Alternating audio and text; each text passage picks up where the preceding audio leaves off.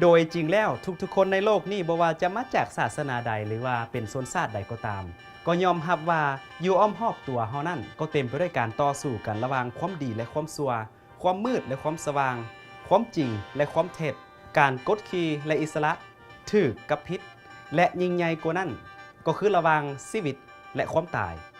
เบื้องหลังและความเป็นมาของการต่อสู้กันระหว่างสองอำนาจนี่เป็นมาได้อย่างใดหลายๆศาสนาบ่ว่าจะเป็นศาสนาพุทธหรือศาสนาคริสต์หรือว่าศาสนาอื่นใดก็ตามต่างก็พากันสอนว่านอกจากโลกที่เฮามองเบิ่งเห็นนี่แล้วยังมีโลกอีกอย่างหนึ่งที่ตาเฮาเบิ่งบ่เห็นซึ่งเป็นโลกแห่งฝ่ายจิตวิญญาณและอยู่ในโลกที่ตาเฮาเบิ่งบ่เห็นนี่กำลังมีการต่อสู้กันระหว่างจอมราษาแห่งความดีกับจอมโจรผู้ชั่วร้ายคำถามที่สำคัญก็คือแม่นไผเป็นผู้นำในการเฮ็ดสงครามนี่และมันเริ่มต้นขึ้นตั้งแต่ตอนใดนี่เป็นสิ่งลึกลับที่ยากที่สุดที่จะเข้าใจคนในแต่ละสมัยก็พยายามแสวงหาคำตอบแต่พวกเขาก็บ่พบ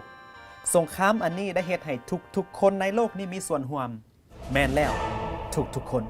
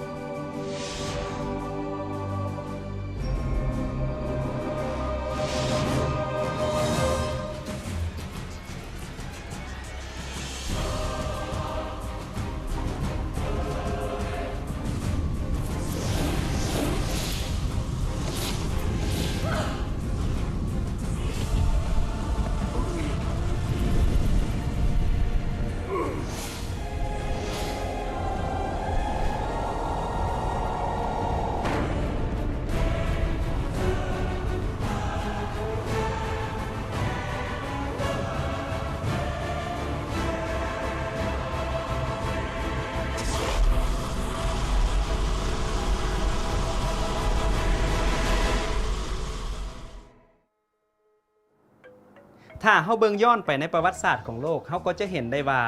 ได้เกิดมีสงครามและการฆ่าฟันลันแทงกันทุกเวลาอยู่ทุกบ่อนทุกแห่งทั่วโลกมนุษย์เฮาทุกคนล้วนแล้วแต่ก่อมีประสบการณ์ในการคัดแยงการต่อสู้และการเอาแพ้เอาชนะเพื่อจะสามารถเข้าใจถึงต้นกำเนิดของความชั่วพวกเขาต้องมาศึกษานำกันเฮาจะย้อนกลับคืนไปเบิ่งสงครามครั้งทำอิฐของจักรวาลซึ่งบ่ได้เกิดขึ้นในโลกนี้ถ้าว่าบ่ได้เกิดขึ้นในโลกนี้มันเกิดขึ้นอยู่ไส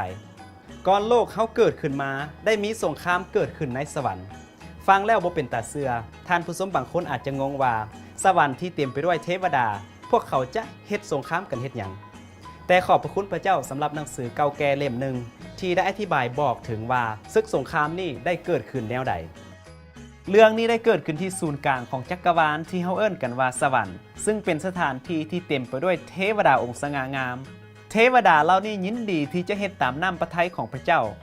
ภายใต้การปกครองอันยุติธรรมและเต็มไปด้วยความรักของพระเจ้าทั่วทั้งสวรรคสถานได้เต็มไปด้วยความสุขและความยินดีอย่างล้นเหลือผู้ซึ่งเป็นแม่ทัพของกองทัพสวรรค์นั่นก็คือพระบุตรของพระเจ้าหลายคนฮู้น้ำของพระองค์ว่าเยซูซึ่งเป็นน้ำที่พระองค์ทรงใช้ตอนที่พระองค์ได้ทรงมาบังเกิดในบนโลกนี้พระองค์ทรงมีพระประสงค์อันเดียวกันกับพระบิดาสวรรค์ได้เป็นสถานที่ที่เต็มไปด้วยความสุขและความยินดีภายใต้กฎระเบียบแห่งความรักของพระบิดาพระบุตรและพระวิญญาณบริสุทธิ์จำนวนของเทวดาในสวรรค์นั้นแม่นนับบ่ถ้วนพวกเขาเต็มไปด้วยความสุขและความยินดีในการปฏิบัติตามน้ำพระทัยของพระเจ้าพระเจ้าเองก็ได้สร้างเทวดาองค์หนึ่งซึ่งเป็นเทวดาองค์พิเศษที่สุดในสวรรค์เราได้รับหน้าที่มอบหมายอันสำคัญจากพระเจ้านั่นก็คือในการนำเทวดาองค์อื่นๆในการนมัสการพระเจ้าพระคัมภีร์ได้บอกเขาให้ฮู้ว่าเทวดาองค์นี้มีชื่อว่าลูซิเฟอร์ซึ่งมีความหมายว่าผู้ประกายแสงสว่างเทวดาองค์นี้เป็นเทวดาที่ยิ่งใหญ่ที่สุดในบรรดาเทวดาทั้งหลายและมีตำแหน่งห้องจากพระเจ้าและพระเยซูลงมาหน้าที่อันสำคัญอย่างหนึ่งของลูซิเฟอร์แม่นสื่อสารพระประสงค์ของพระเจ้าให้กับเทวดาองค์อื่นๆได้ฮู้ลูซิเฟอร์เป็นเทวดาที่พระเจ้าได้ทรงสร้างให้มีความเฉลียวฉลาดและเป็นเทวดาที่เจ้าสู้ที่สุดในสวรรค์ นอกจากนั้นเรายังมีพรสวรรค์ในด้านการเป็นผู้นำลูซิเฟอร์ได้เต็มไปด้วยสง่าราศีในท่ามกลางหมู่เทวดาในสวรรค์เราเป็นที่ฮักและนับถือของฝูงเทวดาทั้งปวงแต่พระเจ้าได้ยังหู้ล่วงหน้าแล้วถึงวิกฤตการณ์ที่ลูซิเฟอร์จะก่อขึ้นในสวรรค์เจ้าเป็นตายความสมบูรณ์แบบเต็มด้วยสติปัญญาและมีความงามยามครบบริบูรณ์เจ้าอยู่ในเอเดนสวนของพระผู้เป็นเจ้าเพชรพลอยทุกอย่างเป็นเสือของเจ้าคือทับทิมเพชรนิ่นกินดาพลอยเหลืองนิ่นมณิโสโมลานินซีคามมรกตและโกเมนเพชรพลอยเหล่านี้ฝังในทองคำและลวดลายแกะสลักก็เป็นทองคำสิ่งเหล่านั้นจัดเตรียมไว้ในวันที่สร้างเจ้าขึ้นมาเฮาตั้งเจ้าให้อยู่กับเซรูบิมผู้พิทักษ์ที่ได้เจิมตั้งไว้เจ้าอยู่เทิงผู้อันศักดิ์สิทธิ์แห่งพระเจ้าและเจ้าเดินอยู่ท่ามกลางศิลาไฟเจ้าก็ปราศจากตำหนิในวิธีการทั้งหลายของเจ้าตั้งแต่วันที่เจ้าได้ถูกสร้างขึ้นมาจนพบความบาปชั่วในตัวเจ้าเมื่อลูซิเฟอร์ได้ลุ่มหลงในความงามและความเฉลียวฉลาดของตนจิตใจของเราก็ค่อยๆเปลี่ยนแปลงไปและในที่สุดก็ได้ขัดขืนต่อพระบัญชาของพระเจ้าและก็เฮ็ดตามใจมักของตนเฮาเป็นมนุษย์ธรรมดาอาจจะบ่เข้าใจอย่างแน่ชัดว่าเป็นหยังลูซิเฟอร์จึงได้มีใจเฮ็ดการกบฏต่อพระเจ้าและการกบฏนี้ได้เกิดขึ้นมาได้แนวใดแต่ขอบพระคุณพระเจ้าสำหรับพระธรรมเอสยาห์บทที่14ข้อ12ฮอดข้อ14พระคัมภีร์ได้บอกเฮาให้ฮู้ถึงความนึกคิดของลูซิเฟอร์ว่าอย่างนี้โอ้ดาวประจำกลางเว้นเลยพอโอรสแห่งพระอรุณเจ้าหล่นลงมาจากฟ้าสวรรค์แล้วเจ้าถูกตัดลงมายังพื้นดินอย่างไรหนอเจ้าผู้กระทำให้บรรดาประชาชาติตกต่ำเจ้ารำพึงในใจของเจ้าว่าข้าจะขึ้นไปยังฟ้าสวรรค์เหนือดวงดาวทั้งหลายของพระเจ้าข้าจะตั้งพระที่นั่งของข้าในที่สูงนั้นข้าจะนั่งเทิงขุนเขาซุ้มส้นสถานในที่อุดรไกลข้าจะขึ้นไปเหนือความสูงของเมฆข้าจะกระทำตัวของข้าเหมือนองค์ผู้สูงสุดลูซิเฟอร์ได้คอยเกิดมีความปรารถนาที่จะมีอำนาจเหมือนอย่างพระเจ้าแต่บ่อยากมีอุปนิสัยเหมือนพระองค์เมื่อลูซิเฟอร์ได้ลุ่มหลงในอำนาจพิเศษและความงดงามของตนความยิ่งยโสความทรนงอยากเป็นใหญ่ก็ได้เกิดขึ้นมีแก่จิตใจของเราจิตใจที่ทรนงและความอิจฉาต่อพระเจ้าได้เฮ็ดให้ลูซิเฟอร์ฝ่าฝืนกฎบัญญัติอันบริสุทธิ์ของพระเจ้าและเหตุการณ์ต่อสู้กับพระองค์อยากให้เฮาคิดเบิ่งจักบึดในจุดนี้